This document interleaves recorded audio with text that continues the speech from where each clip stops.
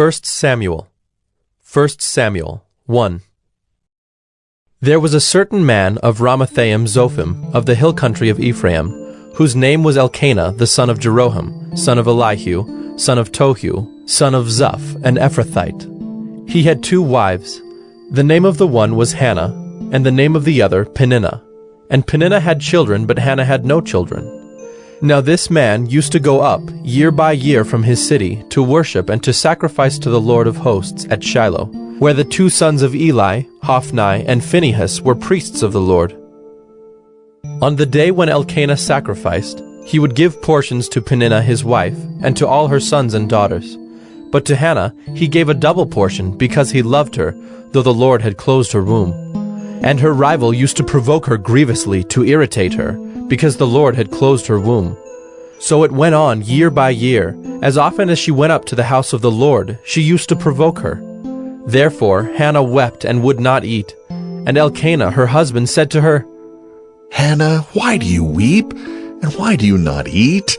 And why is your heart sad? Am I not more to you than 10 sons? After they had eaten and drunk in Shiloh, Hannah rose. Now Eli the priest was sitting on the seat beside the doorpost of the temple of the Lord. She was deeply distressed, and prayed to the Lord, and wept bitterly. And she vowed a vow, and said, O Lord of hosts, if you will indeed look on the affliction of your servant, and remember me, and not forget your servant, but will give to your servant a son, then I will give him to the Lord all the days of his life, and no razor shall touch his head. As she continued praying before the Lord, Eli observed her mouth. Hannah was speaking in her heart, only her lips moved, and her voice was not heard. Therefore Eli took her to be a drunken woman, and Eli said to her, How long will you go on being drunk? Put your wine away from you. But Hannah answered, No, my lord, I am a woman troubled in spirit. I have drunk neither wine nor strong drink, but I have been pouring out my soul before the Lord. Do not regard your servant as a worthless woman, for all along I have been speaking out of my great anxiety and vexation. Then Eli answered, Go in peace, and the God of Israel grant your petition that you have made to him. And she said, Let your servant find favor in your eyes. Then the woman went her way and ate, and her face was no longer sad. They rose early in the morning and worshipped before the Lord. Then they went back to their house at Ramah, and Elkanah knew Hannah his wife, and the Lord remembered her. And in due time Hannah conceived and bore a son, and she called his name Samuel, for she said, I have asked for him from the Lord. The man Elkanah and all his house went up to offer to the Lord the yearly sacrifice, and to pay his vow. But Hannah did not go up, for she said to her husband, As soon as the child is weaned, I will bring him, so that he may appear in the presence of the Lord, and dwell there forever. Elkanah her husband said to her, Do what seems best to you. Wait until you have weaned him. Only may the Lord establish his word. So the woman remained and nursed her son until she weaned him. And when she had weaned him, she took him up with her, along with a 3-year-old bull, an ephah of flour, and a skin of wine, and she brought him to the house of the Lord at Shiloh. And the child was young. Then they slaughtered the bull, and they brought the child to Eli. And she said, Oh, my lord, as you live, my lord, I am the woman who was standing here in your presence praying to the Lord. For this child I prayed, and the Lord has granted me my petition that I made to him. Therefore I have lent him to the Lord. As long as he lives, he is lent to the Lord. And he worshipped the Lord there. 1 Samuel 2. And Hannah prayed and said, My heart exults in the Lord. My strength is exalted in the Lord. My mouth derides my enemies because I rejoice in your salvation. There is none holy like the Lord. There is none besides you. There is no rock like our God. talk no more so very proudly. Let not arrogance come from your mouth. For the Lord is a God of knowledge, and by him actions are weighed. The bows of the mighty are broken, but the feeble bind on strength. Those who were full have hired themselves out for bread, but those who were hungry have ceased to hunger. The barren has borne 7, but she who has many children is forlorn. The Lord kills and brings to life. He brings down to Sheol and raises up. The Lord makes poor and makes rich. He brings low and he exalts. He raises up the poor from the dust. He lifts the needy from the ash heap to make them sit with princes and inherit a seat of honor. For the pillars of the earth are the Lord's, and on them he has set the world. He will guard the feet of his faithful ones, but the wicked shall be cut off in darkness, for not by might shall a man prevail.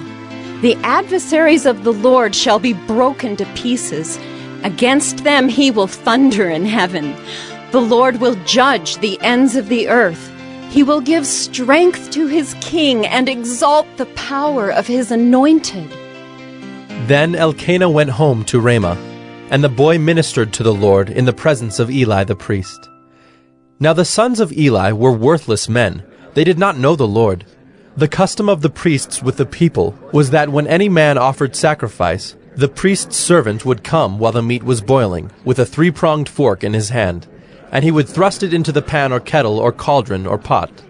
All that the fork brought up, the priest would take for himself.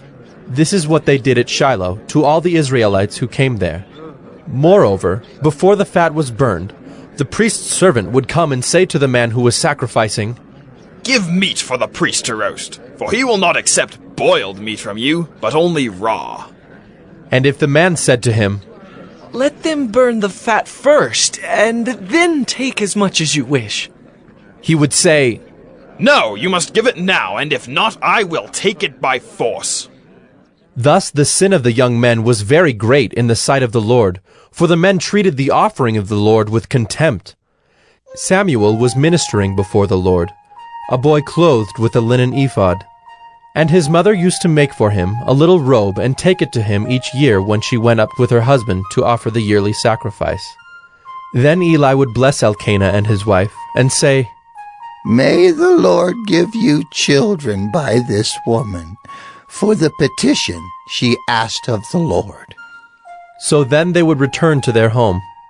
Indeed, the Lord visited Hannah, and she conceived and bore 3 sons and 2 daughters. And the young man Samuel grew in the presence of the Lord. Now Eli was very old, and he kept hearing all that his sons were doing to all Israel, and how they lay with the women who were serving at the entrance to the tent of meeting. And he said to them, Why do you do such things? For I hear of your evil dealings from all the people. No, my sons, it is no good report that I hear the people of the Lord spreading abroad. If someone sins against a man, God will mediate for him. But if someone sins against the Lord, who can intercede for him? But they would not listen to the voice of their father, for it was the will of the Lord to put them to death.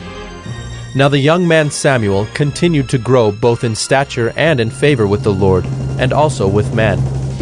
And there came a man of God to Eli, and said to him, Thus the Lord has said, Did I indeed reveal myself to the house of your father when they were in Egypt, subject to the house of Pharaoh? Did I choose him out of all the tribes of Israel to be my priest, to go up to my altar, to burn incense, to wear an ephod before me? I gave to the house of your father all my offerings by fire from the people of Israel. Why then do you scorn my sacrifices and my offerings that I commanded, and honor your sons above me by fattening yourselves on the choicest parts of every offering of my people Israel? Therefore the Lord, the God of Israel, declares, I promised that your house and the house of your father should go in and out before me forever. But now, the Lord declares, Far be it from me, for those who honor me I will honor, and those who despise me shall be lightly esteemed. Behold, the days are coming when I will cut off your strength and the strength of your father's house, so that there will not be an old man in your house. Then in distress you will look with envious eye on all the prosperity that shall be bestowed on Israel, and there shall not be an old man in your house forever. The only one of you whom I shall not cut off from my altar shall be spared to weep his eyes out, to grieve his heart, and all the descendants of your house shall die by the sword of men. And this that shall come upon your 2 sons, Hophni and Phinehas, shall be the sign to you. Both of them shall die on the same day. And I will raise up for myself a faithful priest, who shall do according to what is in my heart and in my mind. And I will build him a sure house, and he shall go in and out before my anointed forever. And everyone who is left in your house shall come to implore him for a piece of silver or a loaf of bread, and shall say, Please, put me in one of the priest's places, that I may eat a morsel of bread.